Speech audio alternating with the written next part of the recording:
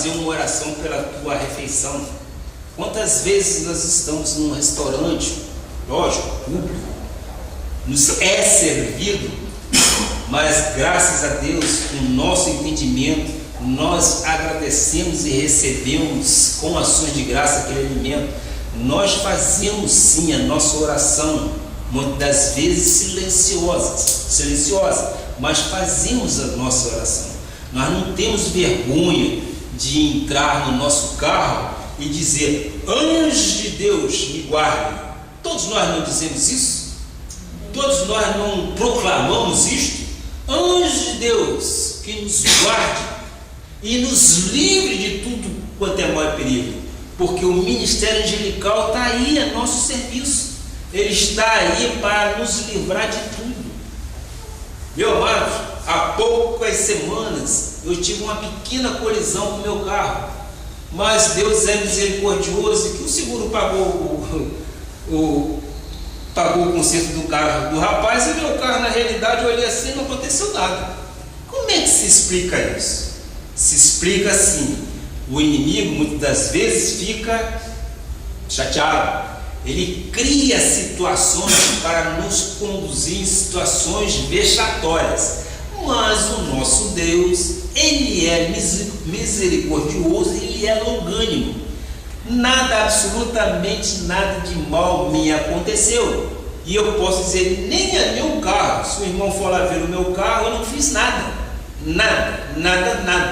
e aquilo que aconteceu no carro do outrem, o seguro pagou. Então, como que isto funciona? Por quê? Porque nós estamos debaixo da dispensação de nosso Senhor Jesus Cristo.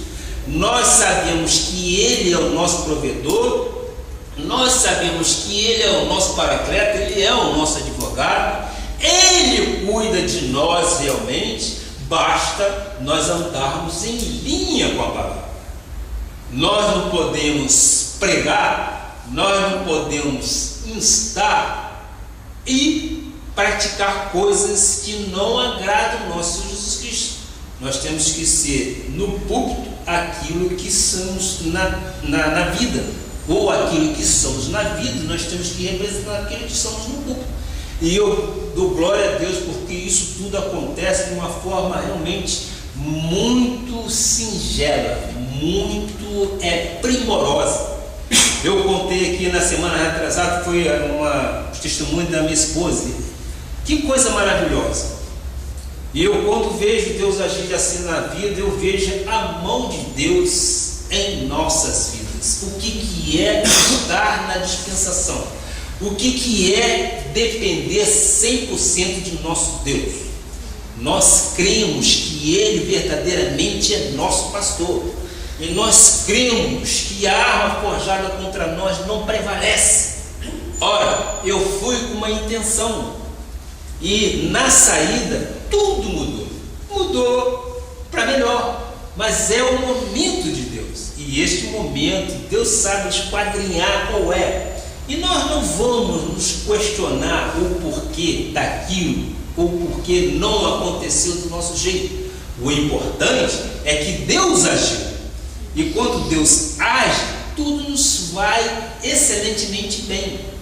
E eu sempre digo, conforme disse Jó, eu conheço Deus não só de ouvir falar, mas de ver Deus agir em minha vida. Meu amado, que bom, que prazer quando você vê Deus agir na sua vida, quando você vê que Ele tocou e mudou a situação.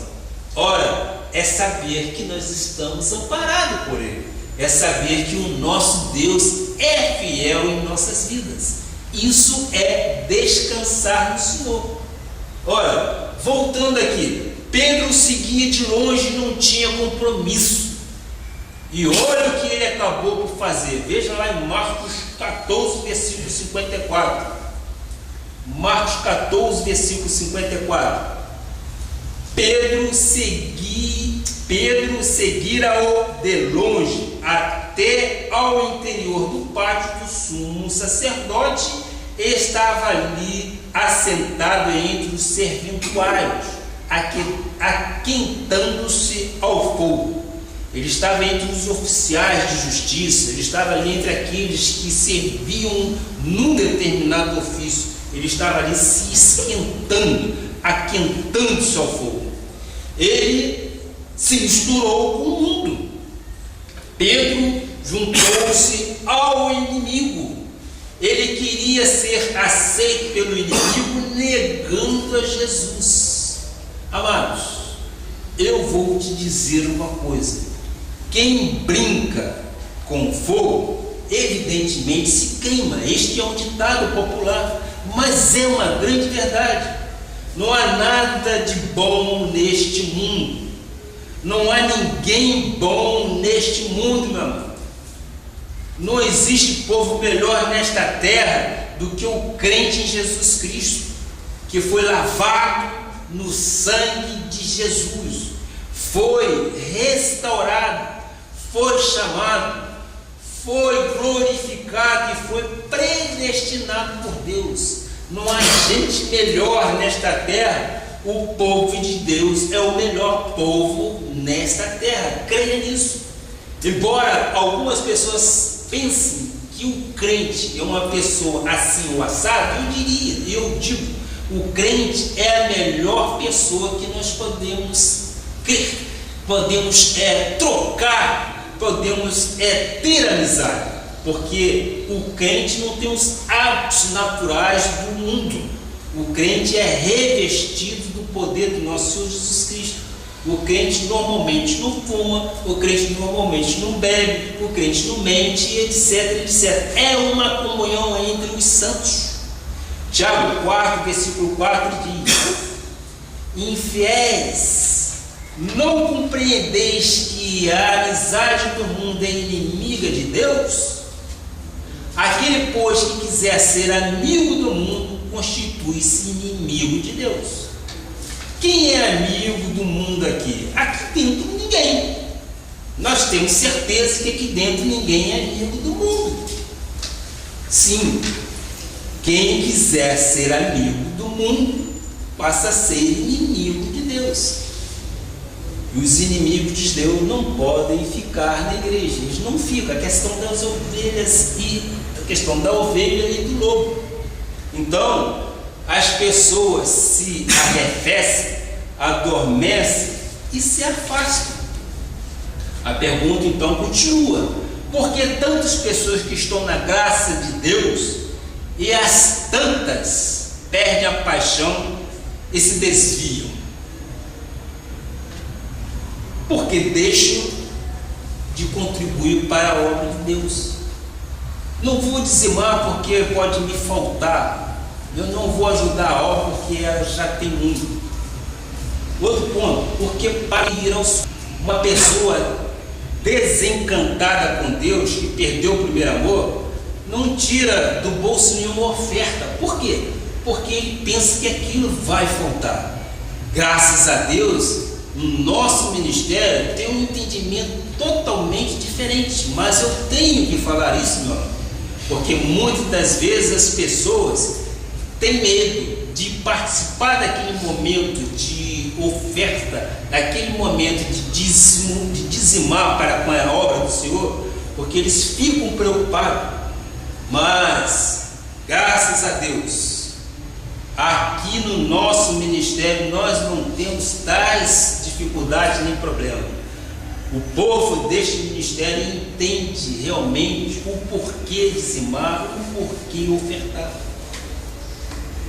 Mas vamos ver aqui que diz Romanos 8, versículo 1. Por favor, vamos lá. Agora, pois, já nenhuma condenação há para os que estão em Cristo Jesus. Nenhuma condenação há para os serventuários, aqueles que servem à justiça, para os que vêm à igreja de 15 em 15 dias, para aqueles que não abrem a Bíblia nunca?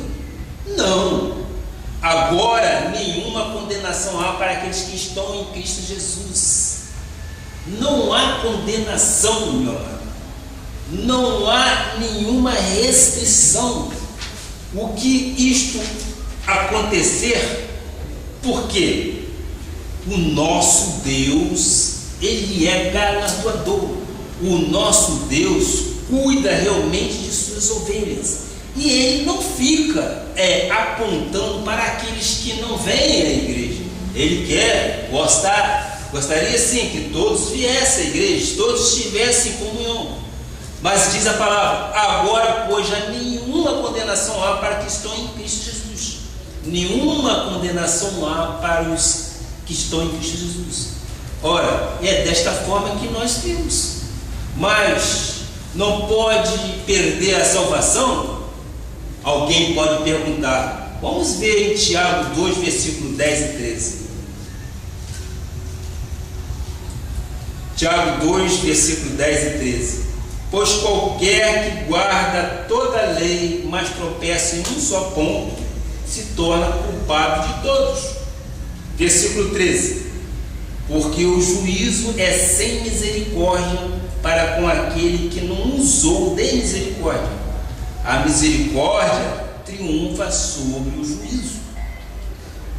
Ah, se não fosse a graça de Deus, meus amados, se não fôssemos salvos pela obra, o dia que parássemos de fazer a obra, nós estaremos mortos. Se nós fôssemos salvos por obras, o dia que parássemos de fazer estas tais obras, nós perderíamos a salvação. Mas em Efésios 2, versículo 8 diz: e isto aqui tem que ficar latente, tem que ficar realçado em vossos corações. Diz a palavra: porque pela graça sois salvos. É pela graça, meu irmão, que nós somos salvos, mediante a fé. E isto não vem de vós, é dom de Deus. Por que é pela graça?